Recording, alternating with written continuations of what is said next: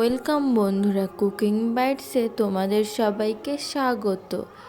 আজ আমি বানাবো নিরামিষ বাঁধাকপি দিয়ে একটা রেসিপি। চলো শুরু করি।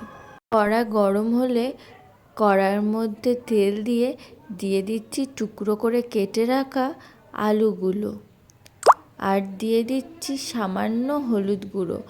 দিয়ে আলুটাকে আমি নাড়িয়ে চাড়িয়ে হালকাভাবে ভেজে নেব। বন্ধুরা, আমার এই ভিডিওটা যদি তোমাদের ভালো লেগে থাকে তাহলে লাইক ও সাবস্ক্রাইব করে দিও। আলুটা ভাজা হয়ে গেলে আলুটাকে আমি তুলে নেব। ওই তেলের মধ্যে কুচো করে কেটে রাখা বাঁধাকপিগুলো দিয়ে দিলাম, দিয়ে একটু নাড়িয়ে চাড়িয়ে নিলাম। এবার বাঁধাকপিটাকে আমি ঢাকনা দিয়ে দেব, যাতে বাঁধাকপিটা মজে আসে।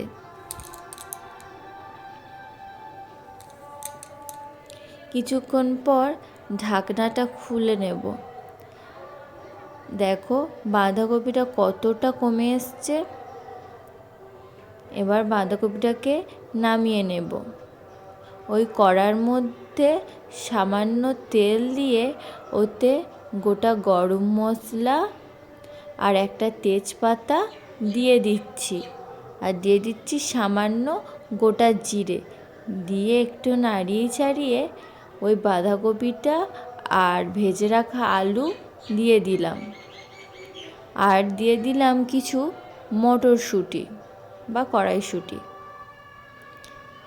দিয়ে ভালো করে এটাকে একটু নাড়িয়ে নেব। এটাকে নাড়িয়ে নিচ্ছি ভালো করে। এবার এর মধ্যে টুকরো করে কেটে রাখা একটা টমেটো দিয়ে দিলাম, আর দিয়ে দিলাম সামান্য হলুদ গুঁড়ো, সামান্য নুন আর সামান্য লঙ্কার গুঁড়ো। দিয়ে নাড়িয়ে চাড়িয়ে ভালো করে মিশিয়ে নিচ্ছি। তাকে ভালোভাবে মিশিয়ে নিচ্ছি। মেশানো হয়ে গেলে এতে এবার পরিমাণ মতো জল দিয়ে দেব। জল দিয়ে এবার এটাকে একটু ঢাকনা দিয়ে সিদ্ধ হতে দেব। কিছুক্ষণ পর ঢাকনাটা খুলে নিচ্ছি। বাঁধাকপিটায় সামান্য জল আছে, দেখবো আলুটা সিদ্ধ হয়েছে কিনা। এবার এর মধ্যে দিয়ে দিচ্ছি 2 চামচ চিনি। আমি 2 চামচ চিনি দিলাম, তোমরা তোমাদের পছন্দ অনুযায়ী দিও। নিরামিষ রেসিপিতে একটু মিষ্টি ভালোই লাগে। চিনি দিয়ে একটু নাড়িয়ে চাড়িয়ে রসটা কমে আসলে নামানোর আগে এতে দিয়ে দেব 1 চামচ ভাজা জিরে গুঁড়ো।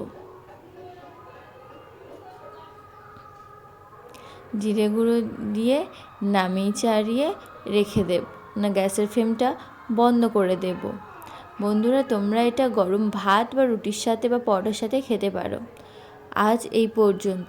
কাল আবার আসবো অন্য কোনো ভিডিও নিয়ে। ধন্যবাদ।